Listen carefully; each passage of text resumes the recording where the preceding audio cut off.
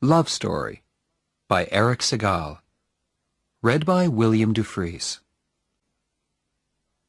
Chapter 1. Stupid and Rich. Clever and Poor. What can you say about a 25-year-old girl who died? You can say that she was beautiful and intelligent. She loved Mozart and Bach and the Beatles. And me. Once, when she told me that, I asked her who came first. She answered, smiling, "Like in the ABC." I smiled too. But now I wonder, was she talking about my first name? If she was, I came last, behind Mozart. Or did she mean my last name? If she did, I came between Bach and the Beatles. But I still didn't come first. That worries me terribly now. You see, I always had to be number one. Family pride, you see. In the autumn of my last year at Harvard University, I studied a lot in the Radcliffe Library. The library was quiet. Nobody knew me there, and they had the books that I needed for my studies. The day before an examination, I went over to the library desk to ask for a book. Two girls were working there. One was tall and sporty. The other was quiet and wore glasses. I chose her and asked for my book. She gave me an unfriendly look. "Don't you have a library at Harvard?" she asked. "Radcliffe let us use their library," I answered. "Yes, Preppy, they do. But is it fair? Harvard has 5 million books. We have a few thousand." Oh dear, I thought. A clever Radcliffe girl. I can usually make girls like her feel very small. But I needed that damn book, so I had to be polite. "Listen, I need that damn book." "Don't speak like that to a lady, Preppy." "Why are you so sure that I went to prep school?" She took off her glasses. "You look stupid and rich," she said. "You're wrong," I said. "I'm actually clever and poor." "Oh, no, Preppy," she said. "I'm clever and poor." She was looking straight at me. All right, she had pretty brown eyes. And, okay, perhaps I looked rich. But I don't let anyone call me stupid. "What makes you so clever?" I asked. "I'm not going to go for coffee with you," she said. "Listen, I'm not going to ask you." "That," she said, "is what makes you stupid." Let me explain why I took her for coffee. I got the book that I wanted, didn't I? And she couldn't leave the library until closing time. So I was able to study the book for a good long time. I got an A in my exam the next day. I gave the girl's legs an A, too, when she came out from behind the library desk. We went to a coffee shop, and I ordered coffee for both of us. "I'm Jennifer Cavallari," she said. "I'm American, but my family came from Italy. I'm studying music." "My name is Oliver," I said. "Is that your first or your last name?" she asked. "First. My other name is Barrett." "Oh," she said. "Like Elizabeth Barrett, the writer?" "Yes," I said. "No relation." I was pleased that she hadn't said Barrett, like Barrett Hall. That Barrett is a relation of mine. Barrett Hall is a large, unlovely building at Harvard University. My great-grandfather gave it to Harvard long ago, and I am deeply ashamed of it." She was silent. She sat there, half smiling at me. I looked at her notebooks. 16th century music? I said. That sounds difficult. It's too difficult for you, Preppy, she said coldly. Why was I letting her talk to me like this? Didn't she read the university magazine? Didn't she know who I was? Hey, don't you know who I am? Yes, she answered. You're the man who owns Barrett Hall. She didn't know who I was. I don't own Barrett Hall, I argued. My great-grandfather gave it to Harvard, that's all. So that's why his not-so-great-grandson could get into Harvard so easily. I was angry now. Jenny, if I'm no good, why did you want me to invite you for coffee? She looked straight into my eyes and smiled. I like your body, she said. Every big winner has to be a good loser, too. Every good Harvard man knows that. But it's better if you can win. And so, as I walked with Jenny to her dormitory, I made my winning move. Listen, Friday night is the Dartmouth hockey match. So I'd like you to come. These Radcliffe girls, they really care about sport. And why, she asked, should I come to a stupid ice hockey match? Because I'm playing, I answered. There was a moment's silence. I think I heard snow falling. For which team? She said. By the second quarter of the game on Friday night, we were winning 0-0. That is, Davy Johnson and I were getting ready to score a goal. The crowd were screaming for blood, or a goal. I always feel that it's my job to give them both these things. I didn't look up at Jenny once, but I hoped she was watching me. I got the puck and started off across the ice. Davy Johnson was there on my left, but I didn't pass the puck to him. I wanted to score this goal myself. But before I could shoot, two big Dartmouth men were after me. In a moment, we were hitting the puck and each other as hard as we could. You, said a voice suddenly. 2 minutes in the penalty box. I looked up. He was talking to me. What did I do? I asked. Don't argue. He called to the official's desk.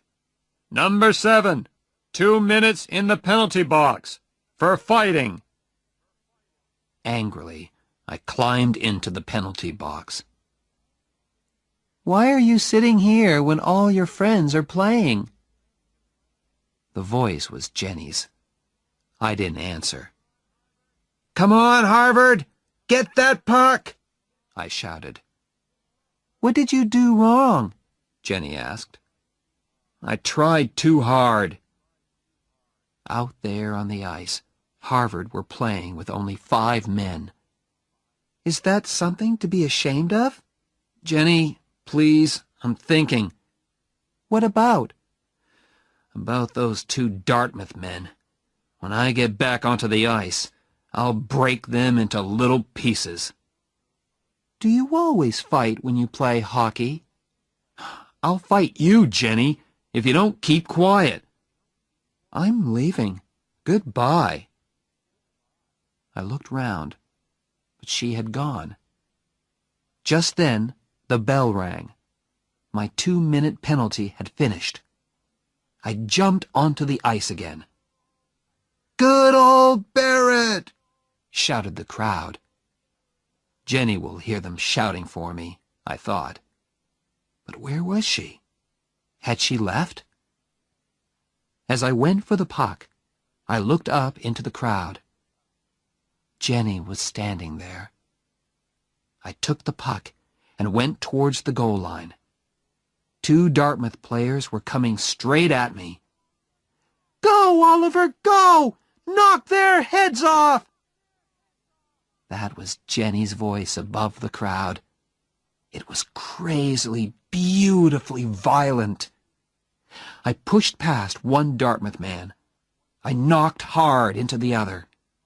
Then I passed the puck to Davy Johnson, and he banged it into the Dartmouth goal.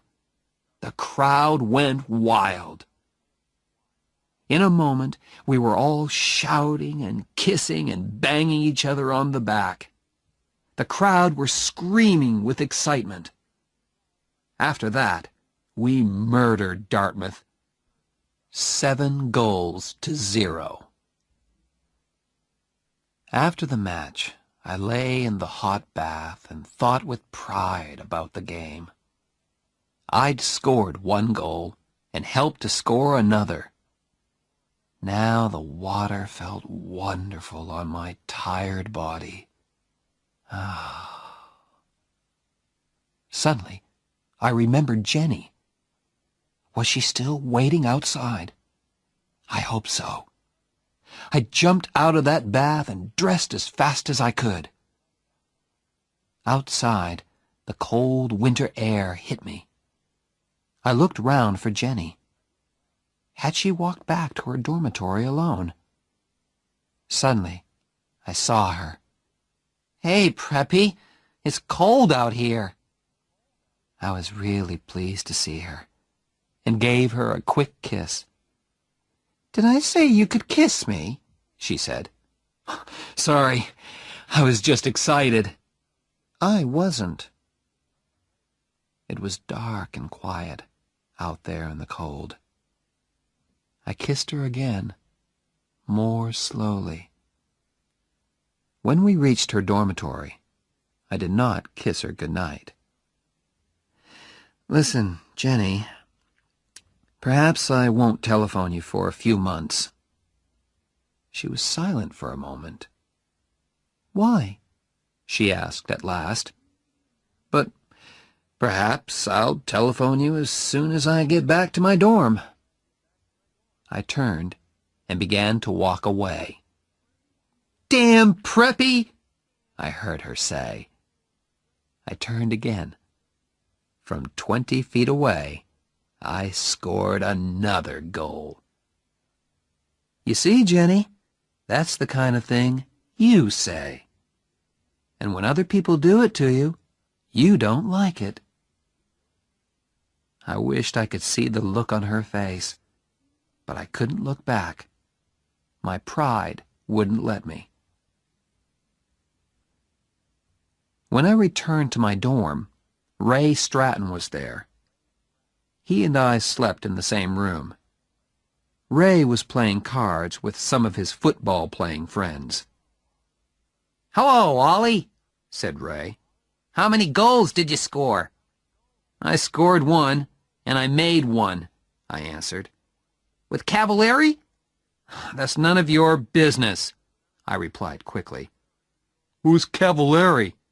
asked one of the footballers. "Jenny Cavalieri. Studies music. Plays the piano with the music group." "What does she play with Barrett?" Everyone laughed. "Get lost," I said, as I entered my room. There I took off my shoes, lay back on my bed, and telephoned Jenny's dormitory. "Hey, Jen," I said softly. "Yes?" "I think I'm in love with you." She was silent for a few moments. Then she answered very softly, "Oliver, you're crazy." I wasn't unhappy or surprised.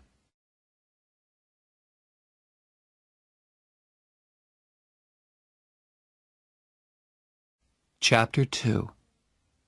Blood and Stone. A few weeks later, I was hurt in the hockey match at Cornell University. My face was badly cut, and the officials gave me the penalty for starting the fight. 5 minutes. I sat quietly in the penalty box while the team manager cleaned the blood off my face. I was ashamed to look out onto the ice, but the shouts of the crowd told me everything. Cornell scored a goal. The score was 3-3 now. Damn, I thought. We're going to lose this match because of me. Across the ice, among the crowd, I saw him. My father. Old stony face. He was looking straight at me. If the meeting finishes in time, I'll come to Cornell and watch you play, he had told me on the phone. And there he was, Oliver Barrett III. What was he thinking about? Who could say? Why was he here? Family pride, perhaps. Look at me. I am a very busy, important man, but I have come all the way to Cornell just to watch my son play in a hockey match. We lost, 6-3. After the match, the doctor put 12 stitches in my face. When I got to the changing room, it was empty. They don't want to talk to me, I thought. I lost that match. I felt very ashamed as I walked out into the winter night. "Come and have dinner, son," said a voice. It was old Stonyface. At dinner, we had one of our non-conversations. We spoke to each other, but didn't actually say anything. These non-conversations always started with, "How have you been, son?" and ended with, "Is there anything I can do for you?" "How have you been, son?" my father began. "Fine, sir." "Does your face hurt?" "No, sir." It hurt terribly. Next, old Stonyface talked about playing the game. "All right, son. You lost the match."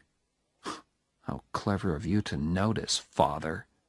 "But, after all, in sport, the important thing is the playing, not the winning." Wonderful, I thought. Father was chosen for the Olympic Games, and now he says winning is not important. I just looked down at my plate and said, "Yes, sir," at the right times. Our non-conversation continued. After playing the game, he discussed my plans. "Tell me, Oliver, has the law school accepted you yet?" "Not yet, sir." "Would you like me to telephone them?" "No," I said at once. "I want to get a letter like other people, sir. Please?" "Yes, of course. Fine. After all, they're sure to accept you." Why? I thought. Because I'm clever and successful? Or because I'm the son of Oliver Barrett III? The meal was as uninteresting as the conversation. At last, my father spoke again. "There's always the Peace Corps," he said suddenly. "I think the Peace Corps is a fine thing, don't you?" "Oh, yes, sir," I said politely. I knew nothing about the Peace Corps. "What do your friends at Harvard think about the Peace Corps?" he asked. "Do they feel that the Peace Corps is important in our world today?" "Yes, sir," I said politely, just to please him. After dinner, I walked with him to his car. "Is there anything I can do for you, son?" he asked. "No, thank you, sir. Good night, sir." Our non-conversation was finished. He drove away. Yes, of course there are planes, but Oliver Barrett III chose to drive. My father likes to drive. Fast. And at that time of night, in an Aston Martin DBS, you can go very fast indeed. I went to telephone Jenny. That was the only good part of the evening. I told her about the fight. She enjoyed that. Her musical friends never got into fights. "I hope you hit the man who hit you," she said. "Oh, yes." "Good. I'm sorry I couldn't be there to watch you. Perhaps you'll hit somebody in the Yale match." I smiled. Jenny really made me feel better. Back at Harvard the next day, I called at her dorm. Jenny was talking to someone on the telephone in the hall. "Yes, of course. Oh, yes, Phil. I love you, too. Love and kisses. Goodbye." Who was she talking to? I had only been away 48 hours, and she had found a new boyfriend. Jenny did not seem ashamed. She kissed me lightly on the unhurt side of my face. "Hey, you look terrible." 12 stitches, Jen." "Does the other man look worse than you?" "Much worse. I always make the other man look worse." We walked to my MG sports car. "Who's Phil?" I asked, as carelessly as I could. "My father." I could not believe that. "You call your father Phil?" "That's his name. What do you call your father?" "Sir." He must be really proud of you. You're a big hockey star, and you're always successful in your exams." "You don't know anything, Jenny. He was good at exams and sport, too. He was in the Olympic Games." "My God! Did he win?" "No. Actually, old Stony Face was 6th, which makes me feel a little better." Jenny was silent for a moment. "Why do you hate him so much?" she asked at last. "I'm Oliver Barrett IV," I answered. "All Barretts have to be successful, and that means I have to be good at everything all the time. I hate it." "Oh, I'm sure you do," laughed Jenny. "You hate doing well in your exams. You hate being a hockey star." "But he expects it," I said. "If I'm successful, he isn't excited or surprised. He was a big success, and he expects me to be the same." I told her about our meal and our non-conversation after the Cornell match. But she didn't understand at all. "You say your father is a busy man," she said. "But he found time to go all the way to Cornell to watch you play. How can you say these terrible things about him when he drove all that way just to watch your hockey match? He loves you, Oliver. Can't you understand?" "Forget it, Jenny," I said. She was silent for a moment.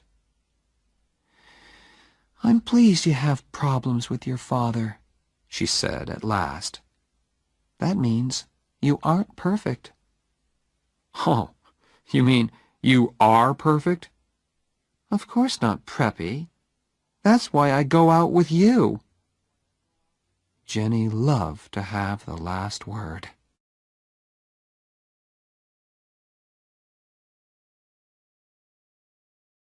Chapter 3. We Belong Together. I had not yet made love to Jenny. In the 3 weeks we had been together, we had held hands. Sometimes we had kissed, but that was all. Usually I moved much faster. Ask the other girls that I'd been out with. But Jenny was special. I felt different about her, and I didn't know what to say to her. "You're going to fail your exams, Oliver." We were studying in my room one Sunday afternoon. "Oliver, you'll fail your exams if you don't do some work." "I am working." "No, you aren't. You're looking at my legs." "Only once every chapter." "That book has very short chapters." "Listen, you aren't as good-looking as all that." "I know, but you think I am, don't you?" "Damn it, Jenny. How can I study when all the time I want to make love to you?" She closed her book softly and put it down. She put her arms around me. "Oliver, will you please make love to me?" It all happened at once. It was all so unhurried, soft and gentle. And I was gentle too. Was this the real Oliver Barrett IV? "Hey, Oliver, did I ever tell you that I love you?" said Jenny finally. "No, Jen." I kissed her neck. "I love you very much, Oliver." I loved Ray Stratton, too.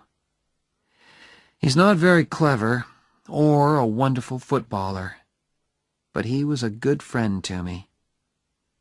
Where did he go to study when I was in our room with Jenny? Where did he sleep on those Saturdays when Jenny and I spent the night together? In the old days, I always told him all about my girlfriends, but I never told him about Jenny and me. "My God, Barrett, are you two sleeping together or not?"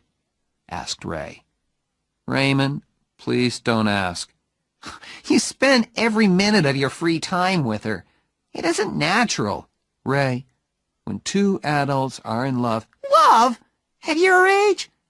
Oh, my God, I worry about you. I really do."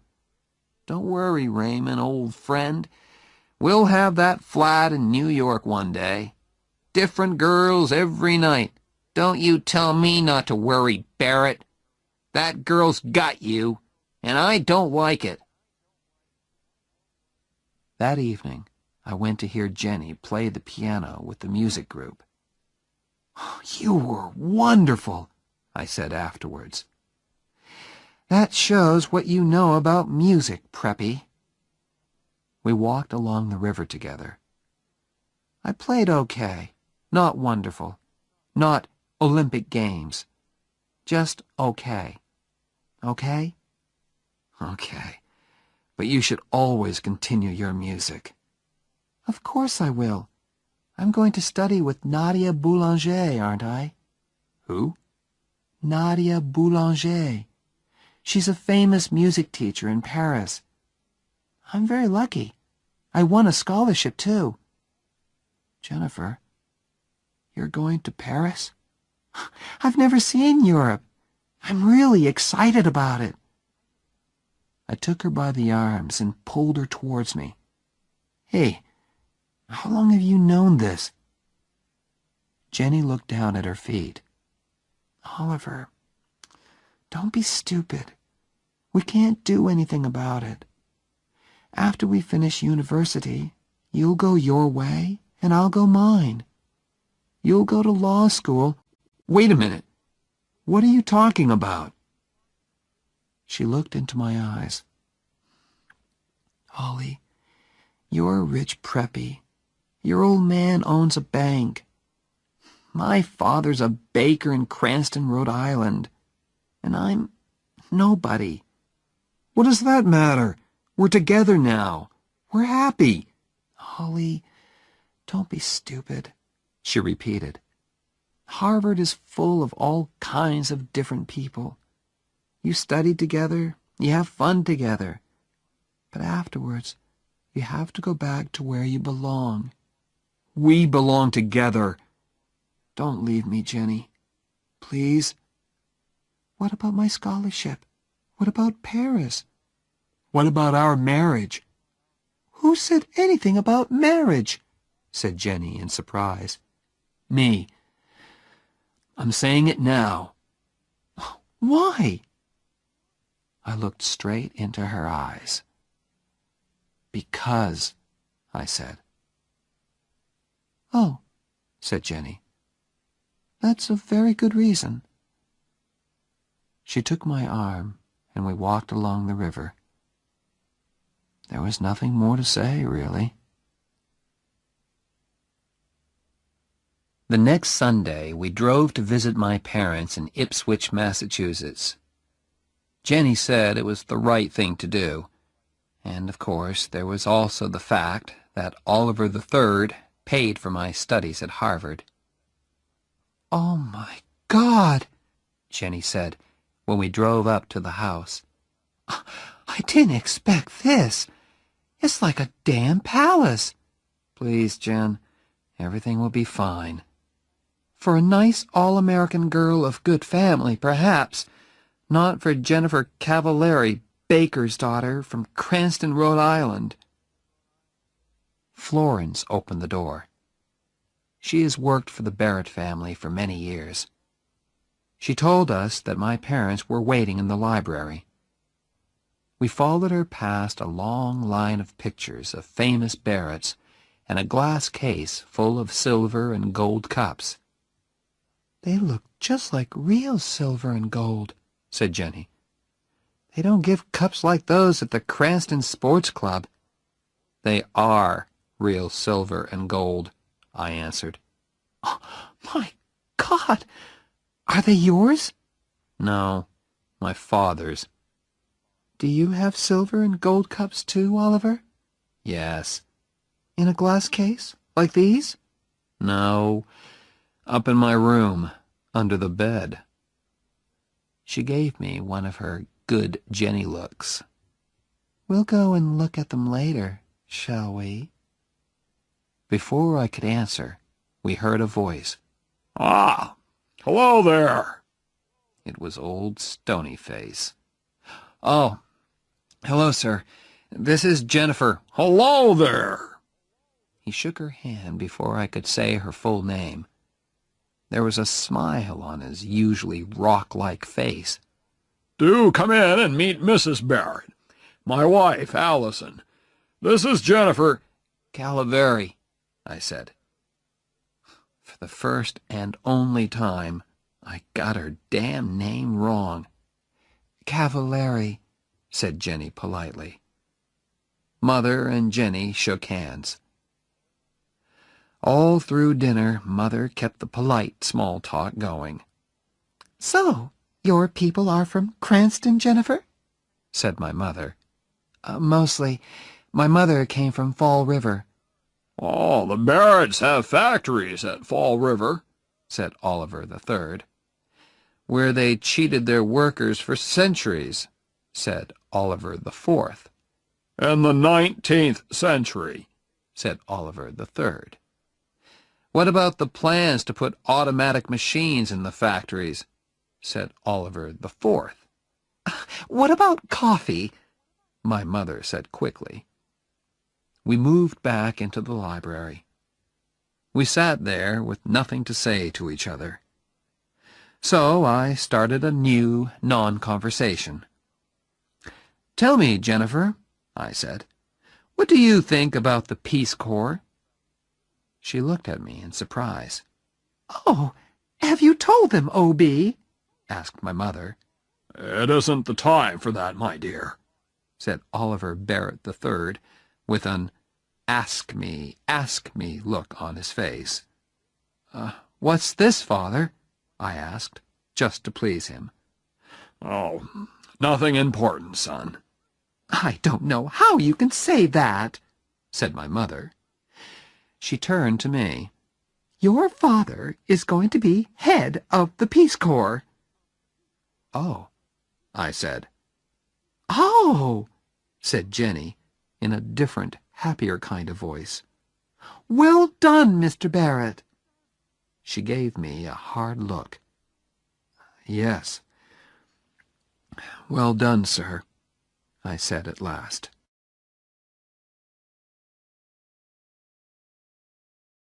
Chapter 4. Two different kinds of father. Jenny, he isn't going to be president of the USA after all. We were driving back to Harvard. You still weren't very nice to him about it, Oliver.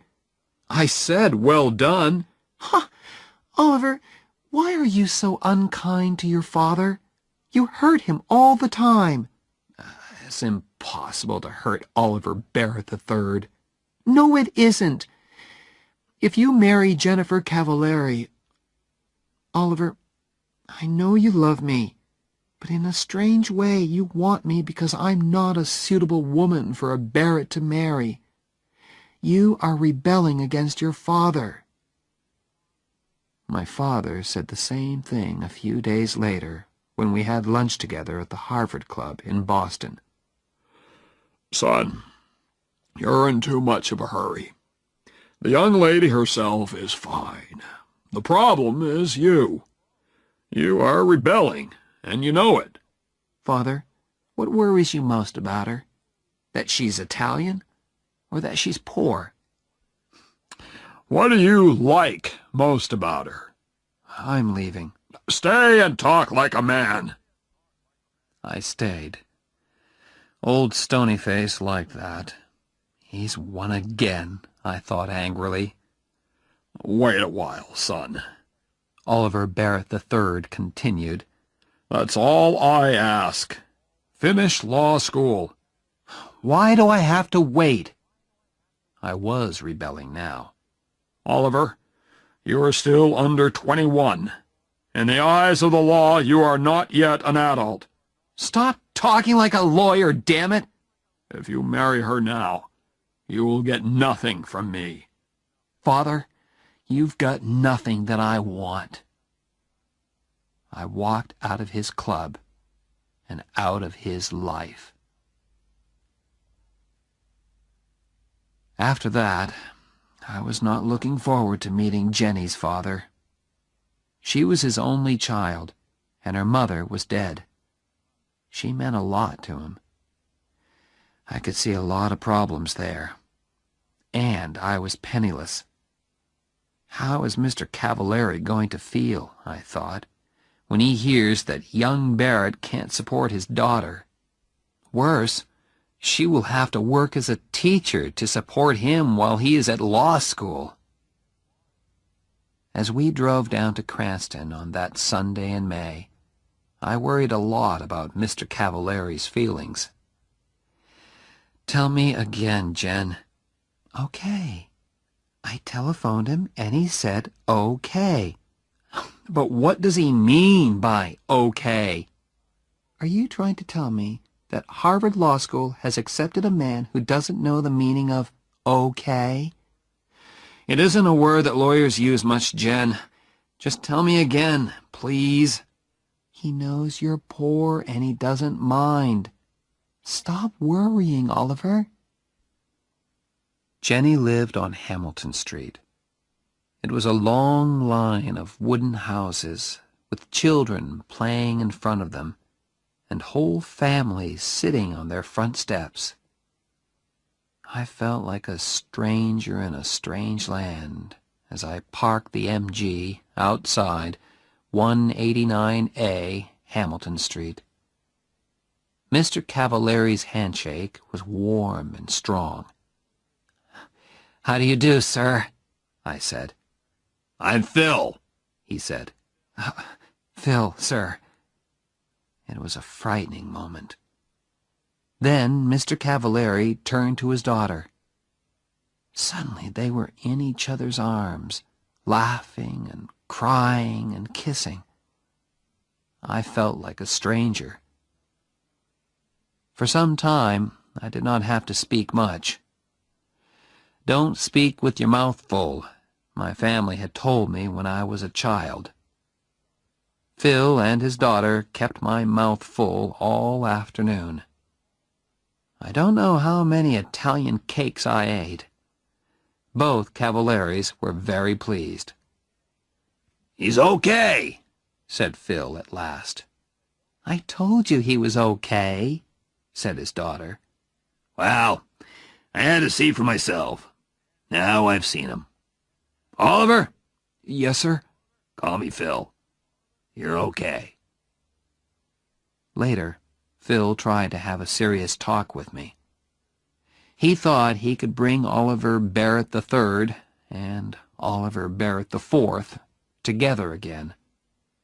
"Let me speak to him on the telephone," he said. "A father's love is a very special thing." "There isn't much of it in my family," I said. "Your father will soon realize," he began, "when it's time to go to the church." "Phil," said Jenny gently, "we don't want to be married in church." He looked surprised, then unhappy. But he spoke bravely. "It's your wedding, children. You choose. It's okay by me." My next meeting was with the head of Harvard Law School. "I'll need a scholarship for next year, sir," I said politely. "A scholarship? I don't understand. Your father—" "My father has nothing to do with it, sir. We've had a disagreement, and he isn't supporting me anymore." The head took off his glasses, then put them on again. I continued. "That's why I've come here to see you, sir. I'm getting married next month. We're both going to work during the summer. Then Jenny will support us by teaching. But her teaching won't pay enough to send me to law school. Sir, I need a scholarship. I have no money in the bank." "Mr. Barrett, our scholarships are for poor people, and it's too late to ask for one. I do not wish to enter into a family disagreement, but I think you should go and talk to your father again." "No," I said angrily. "I am not, repeat, not going back to my father to ask for money." When Jenny graduated from university that summer, all her relations came from Cranston to watch. We didn't tell them about our marriage plans because we wanted a quiet wedding and didn't want to hurt their feelings. I graduated from Harvard the next day.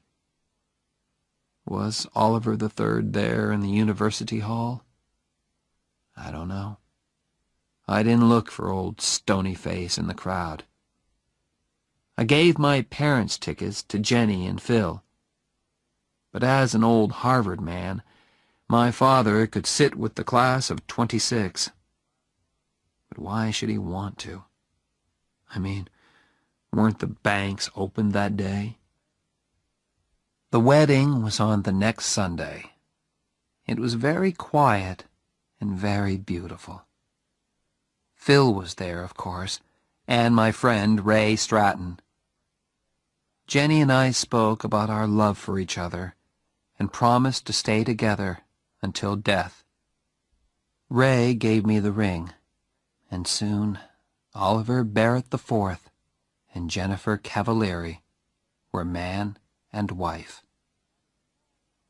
We had a small party afterwards, just the four of us. Then Ray and Phil went home, and Jenny and I were alone together. "Jenny, we're really married." "Yes. Now I can be as terrible to you as I like."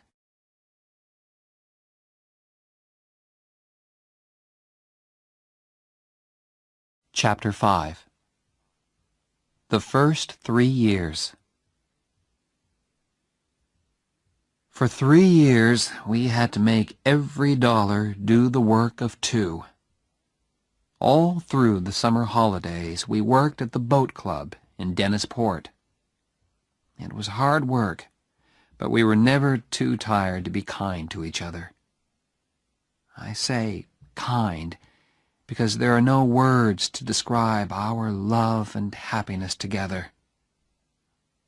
After the summer, we found a cheap flat near the university. It was on the top floor of an old house and was actually very expensive. But what could we do? There weren't many flats around. "Hey, Preppy," said Jenny when we arrived there. "Are you my husband, or aren't you?" "Of course I'm your husband." "Show me, then." My God, I thought. In the street? "Carry me into our first home." I carried her up the 5 steps to the front door. "Why did you stop?" she asked. "This isn't our home. Upstairs, Preppy." There were 24 stairs up to our flat, and I had to stop halfway. "Why are you so heavy?" I asked her. "Perhaps I'm expecting a baby." "My God, are you?" "Ha! I frightened you then, didn't I?" "Well, yes, just for a second or two." I carried her the rest of the way. There were very few moments in those days when we were not worrying about money. Very few, and very wonderful. And that moment was one of them. A food shop let us eat now, pay later, thanks to the Barrett name. But our famous name did not help us in Jenny's work. The head of the school thought we were rich. "Of course, we can't pay our teachers very much," said Miss Whitman. "But that won't worry you, Mrs. Barrett." Jenny tried to explain that Barretts had to eat, just like other people. Miss Whitman just laughed politely. "Don't worry," Jenny said to me. "We'll manage. Just learn to like spaghetti." I did. I learned to like spaghetti, and Jenny learned lots of different ways of cooking it. With Jenny's pay from school, and our money from our summer work and my holiday jobs, we managed. Our lives had changed a lot, of course. There was no more music for Jenny. She had to teach all day, and came home very tired. Then she had to cook dinner. Restaurants were too expensive for us. There were a lot of films that we didn't see, and places and people that we didn't visit. But we were doing okay. One day, a beautiful invitation arrived. It was for my father's 60th birthday party. "Well?" said Jenny. I was in the middle of a thick law book and did not hear her at first. "Oliver, he's reaching out to you." "No, he isn't. My mother wrote it. Now be quiet, I'm studying. I've got exams in 3 weeks. "Ollie, think. 60 years old, damn it. How do you know that he'll still be alive when you decide to forget your disagreement?" "I don't know, and I don't care. Now let me get on with my work." "One day," said Jenny, "when you're having problems with Oliver the Fifth—" "Our son won't be called Oliver. You can be sure of that," I said angrily. "You can call him Bozo if you like. But that child will feel bad about you, because you were a big Harvard sportsman. And by the time he goes to university, you'll probably be a big, important lawyer," she continued. "Oliver, your father loves you in the same way as you will love Bozo. But you Barretts are so full of pride. You'll go through life thinking that you hate each other. Now, what about that invitation? write them a nice letter of refusal. Oliver, I can't hurt your father like that. What's their telephone number? I told her, and was at once deep in my law book again. I tried not to listen to her talking on the telephone, but she was in the same room after all. Suddenly I thought, how long does it take to say no? Ollie! Jenny had her hand over the telephone mouthpiece. Ollie, do we have to say no? Yes, we do. And hurry up, damn it! I'm terribly sorry, she said into the telephone. She covered the mouthpiece again and turned to me. He's very unhappy, Oliver. Can you just sit there and let your father bleed? Stones don't bleed, Jen. This isn't one of your warm, loving Italian fathers. Oliver, can't you just speak to him? Speak to him? Are you crazy? She held the telephone towards me. She was trying not to cry. I will never speak to him. Ever, I said. Now she was crying, very quietly. Then she asked me once more. For me, Oliver, I've never asked you for anything. Please. I couldn't do it. Didn't Jenny understand? It was just impossible. Unhappily, I shook my head. Then Jenny spoke to me, quietly and very angrily. You have no heart, she said. She spoke into the telephone again.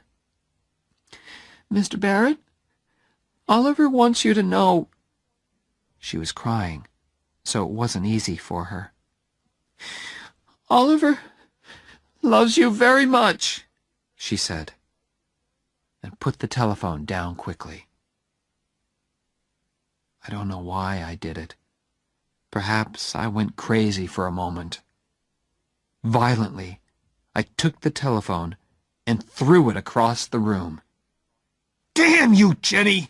Why don't you get out of my life? I stood still for a second. My God, I thought, what's happening to me? I turned to look at Jenny, but she had gone. I looked round the flat for her. Her coat was still there, but she had disappeared. I ran out of the house and searched everywhere for her. The law school library, Radcliffe, the music school. Was she in one of the music rooms? I heard somebody playing the piano, loudly and very badly. Was it Jenny? I pushed the door open. A big Radcliffe girl was at the piano. What's the matter? She asked. Nothing, I answered, and closed the door again. Where had she gone? I felt terrible. I searched the university, the streets, and the cafes. Nothing. Had she taken a bus to Cranston, perhaps? At midnight, I found a telephone box and called Phil. Hello? He said sleepily. What's the matter? Is Jenny ill? My God, I thought. She isn't there. She's fine, Phil. I just called to say hello. You should call more often, damn it, he said. Is Cranston so far away that you can't come down on a Sunday afternoon? We'll come. Some Sunday, Phil. I promise. Don't give me that. Some Sunday indeed. This Sunday, Oliver. Yes, sir. This Sunday. And next time you telephone, I'll pay, damn it. Okay? He put down the telephone. I stood there and wondered what to do. At last, I went back to the flat. Jenny was sitting on the top step. I was too tired to cry, too glad to speak. "I forgot my key," said Jenny. I stood there on the bottom step. I was afraid to ask how long she had been there. I only knew that I had hurt her terribly. "Jenny, I'm sorry." "Stop," she said. Then she added, "Love means you never have to say you're sorry." We walked up to our flat. As we undressed, she looked lovingly at me. "I meant what I said, Oliver." And that was all.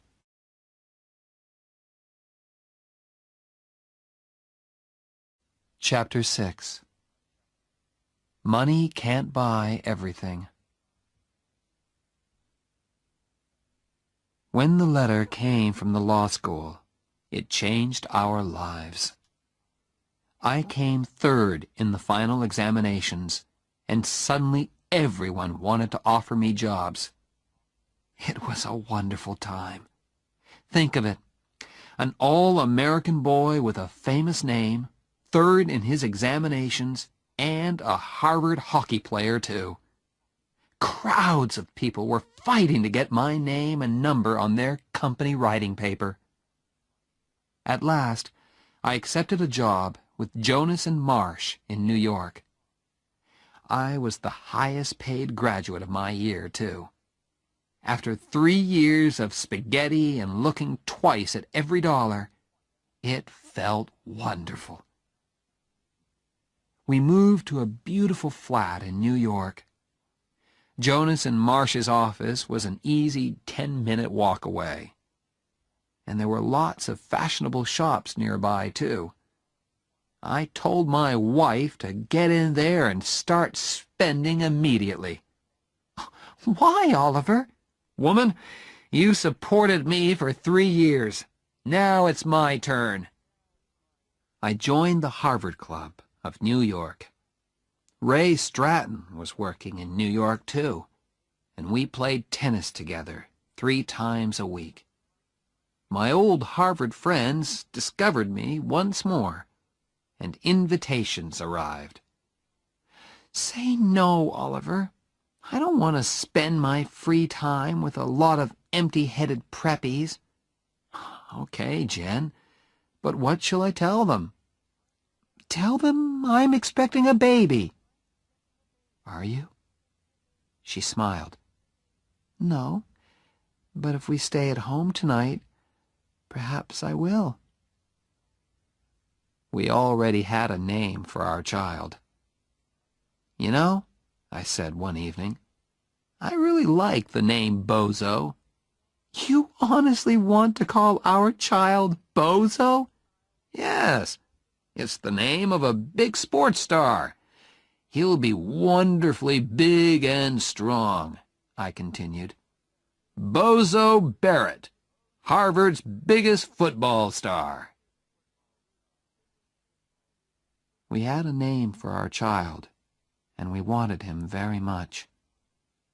But it's not always easy to make a baby, although we tried very hard. Finally, I became worried, and we went together to see a doctor. Dr. Shepard checked everything carefully. He took some of our blood and sent it away for examination. "We'll know soon," he said. A few days later, he telephoned me at my office and asked me to visit him on my way home that evening. "Well, Doctor," I said, "which of us has the problem?" "It's Jenny," he said. "She will never have children." I was ready for this news, but it still shook me. "Well," I said, "children aren't everything." "Oliver," said Dr. Shepard, "the problem is more serious than that. Jenny is very ill. She has a blood disease. It is destroying her blood, and we can't stop it. She is dying, Oliver. I am very sorry. That's impossible, Doctor, I said. I waited for the doctor to tell me that it was not true. Kindly and patiently he explained again, and at last I understood the terrible words. Have you spoken to Jenny, Doctor? What did you tell her? I told her that you were both all right. For the moment, it's better that way. I wanted to shout and scream at the unfairness of it all. Jenny was 24, and she was dying. What can I do to help, Doctor? I asked at last. Just be natural, he said. Natural. I began to think about God. At first I hated him. Then, next morning I woke up, and Jenny was there beside me. Still there. I was ashamed. Thank you, God, I thought. Thank you for letting me wake up and see Jennifer. Be natural, the doctor had said.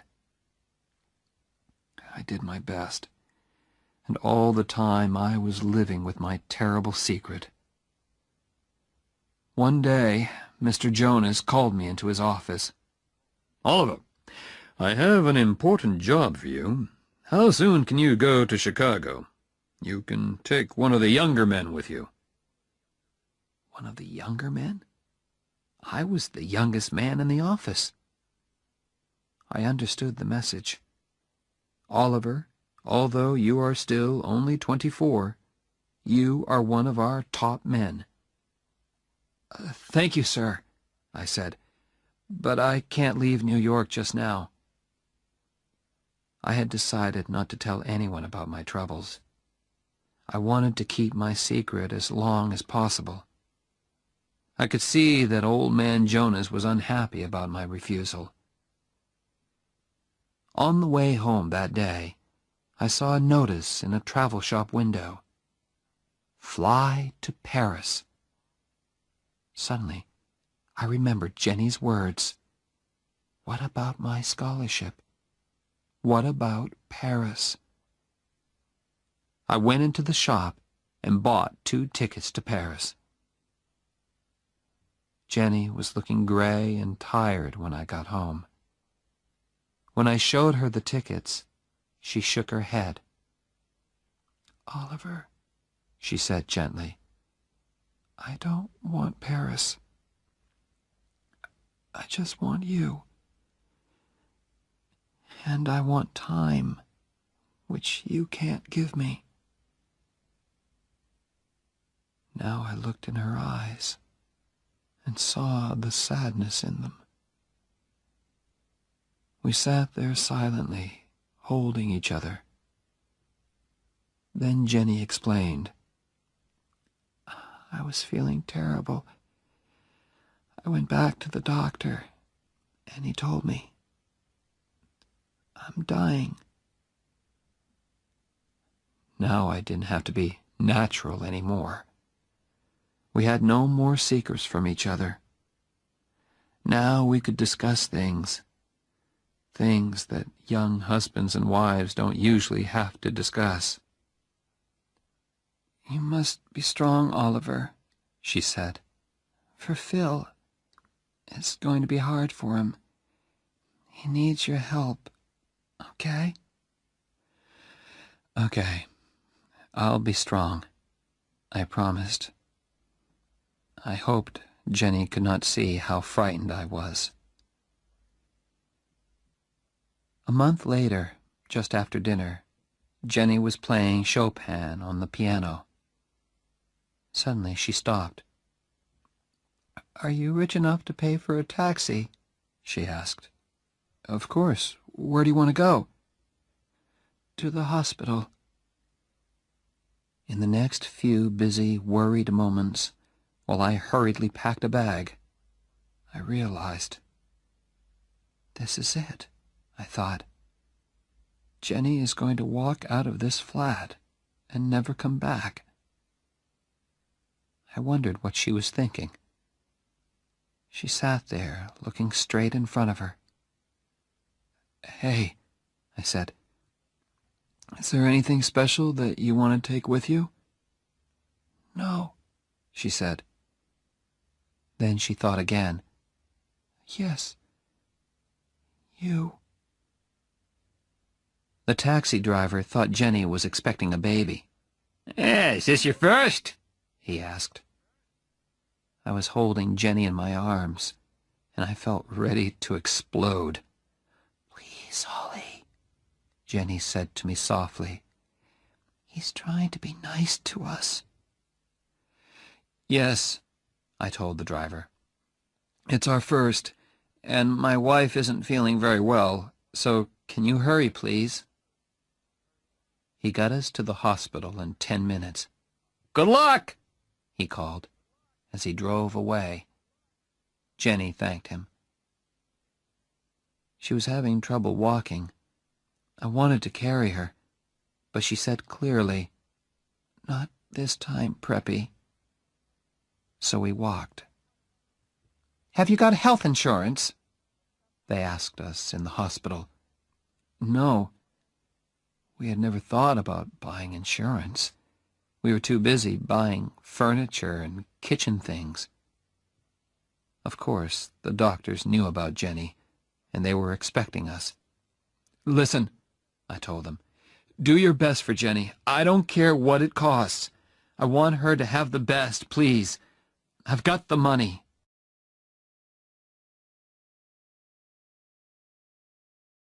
Chapter 7. Strong men don't cry.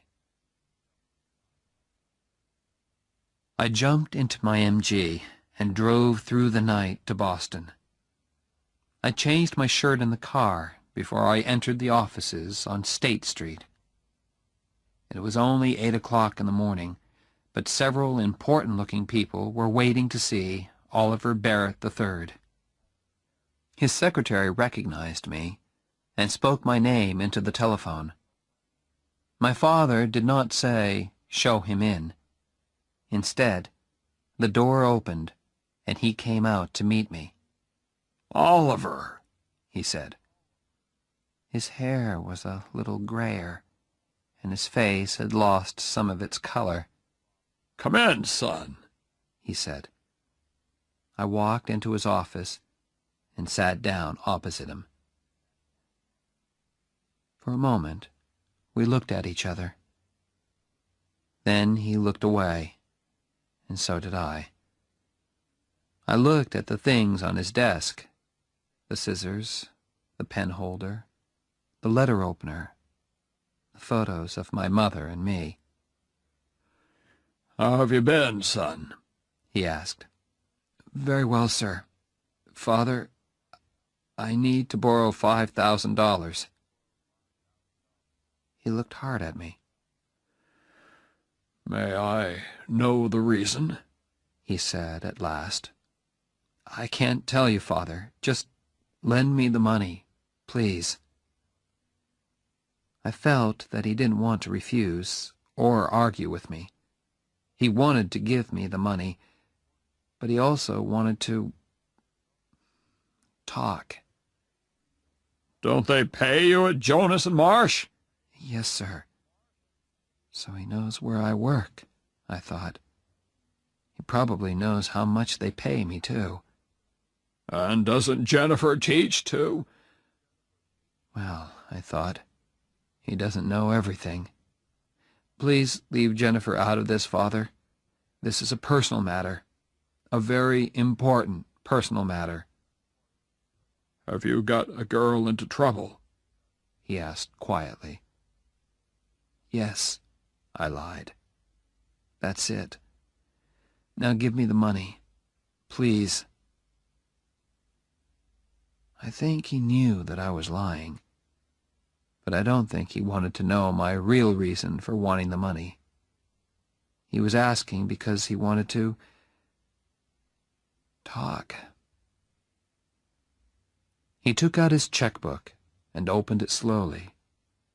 Not to hurt me, I'm sure, but to give himself time. Time to find things to say. Things that would not hurt the two of us. He finished writing the check, took it out of the checkbook, and held it out towards me. When I did not reach out my hand to take it, he pulled back his hand and placed the check on his desk. He looked at me again. "Here it is, son," the look on his face seemed to say. But still he did not speak.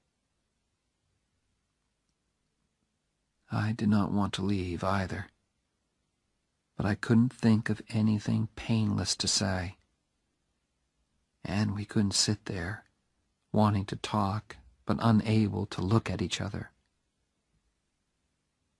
I picked up the check and put it carefully into my shirt pocket. I got up and went towards the door.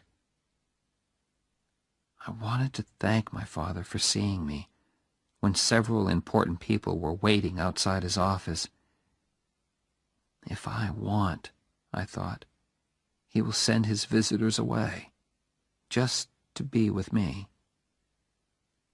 I wanted to thank him for that, but the words refused to come. I stood there with the door half open, and at last I managed to look at him and say, "Thank you, Father." Then I had to tell Phil Cavallari. He did not cry or say anything. He quietly closed his house in Cranston and came to live in our flat. We all have ways of living with our troubles. Some people drink too much. Phil cleaned the flat again and again. Perhaps he thought Jenny would come home again. Poor Phil. Next, I telephoned Old Man Jonas. I told him why I could not come into the office. I kept the conversation short because I knew he was unhappy. He wanted to say things to me, but could not find the words. I knew all about that. Phil and I lived for hospital visiting hours. The rest of life, eating and sleeping, or not sleeping, meant nothing to us. One day in the flat, I heard Phil saying, very quietly, "I can't take this much longer." I did not answer him. I just thought to myself, I can take it. Dear God, I can take it as long as you want, because Jenny is Jenny. That evening, she sent me out of her room. She wanted to speak to her father, man to man. "But don't go too far away," she added. I went to sit outside. Then Phil appeared. "She wants to see you now," he said. "Close the door," Jenny ordered. I went to sit by her bed. I always liked to sit beside her and look at her face, because it had her eyes shining in it. "It doesn't hurt, Ollie, really," she said. "It's like falling off a high building very slowly, you know?" Something moved deep inside me. "I am not going to cry," I said to myself. "I'm strong, okay? And strong men don't cry. But if I'm not going to cry, then I can't open my mouth. I said. No, you don't know, Preppy, she said. You've never fallen off a high building in your life. Yes, I have, my voice came back. I did when I met you. She smiled. Who cares about Paris? She said suddenly. Paris, music, all that.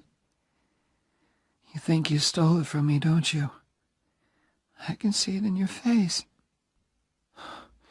Well, I don't care, you stupid Preppy. Can't you accept that? No, I answered honestly. Then get out of here, she said angrily. I don't want you at my damn deathbed. Okay, I accept it, I said. That's better. Now, will you do something for me? From somewhere inside me came this sudden, violent need to cry. But I was strong. I was not going to cry. I said again. Will you please hold me, Oliver?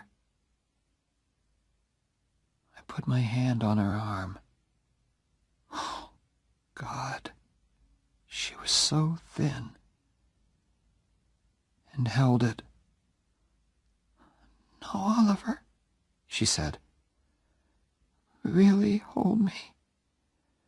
Put your arms round me.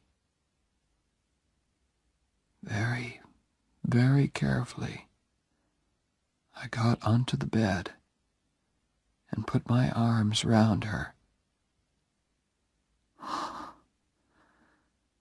Thanks, Holly. Those were her last words. Phil Cavallari was waiting outside. Phil, I said softly. He looked up, and I think he already knew. I walked over and put my hand on his arm. I won't cry, he said quietly. I'm gonna be strong for you. I promise, Jenny. He touched my hand very gently. But I had to be alone, to feel the night air, to take a walk, perhaps. Downstairs, the entrance hall of the hospital was very calm and quiet. The only noise was the sound of my footsteps on the hard floor. Oliver? It was my father. Except for the woman at the desk. We were all alone there. I could not speak to him. I went straight towards the door. But in a moment he was out there, standing beside me. Oliver, he said. Why didn't you tell me? It was very cold. That was good, because I wanted to feel something. My father continued to speak to me, while I stood still and felt the cold wind on my face. I heard this evening. I jumped into the car at once. I was not wearing a coat. The cold was starting to make me ache. Good. Good. Oliver, said my father. I want to help. Jenny's dead, I told him. I'm sorry, he said very softly. I don't know why I did it. but I repeated Jenny's words from long ago. Love means you never have to say you're sorry. Then I did something which I had never done in front of him before. My father put his arms round me, and I cried.